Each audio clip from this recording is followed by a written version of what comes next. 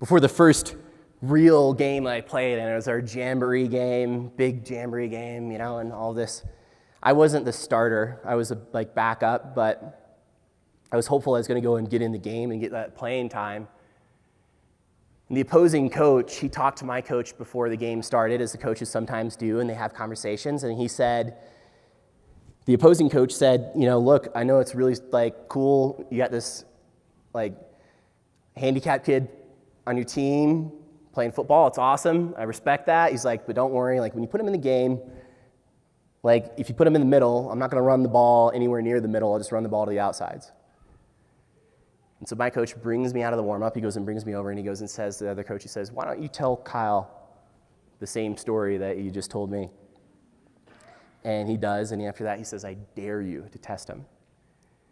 I was already nervous enough going into this moment, and the running back on the other team too. I was 11 years old with 65 pounds. This kid is 6'3", beard, biceps, 260.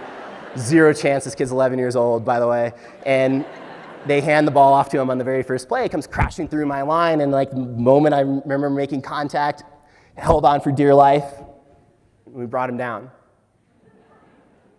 It was that very first play that came at me, and that moment I know was that first real true dose of competitive contribution and a sense of purpose and aliveness, and so many things even that I've never even talked about. If you look at the foot pads in this leading up to this, the arm pads that my dad made to go and figure out how could he even go and do that and be on the football field to go and do it. We're engineered.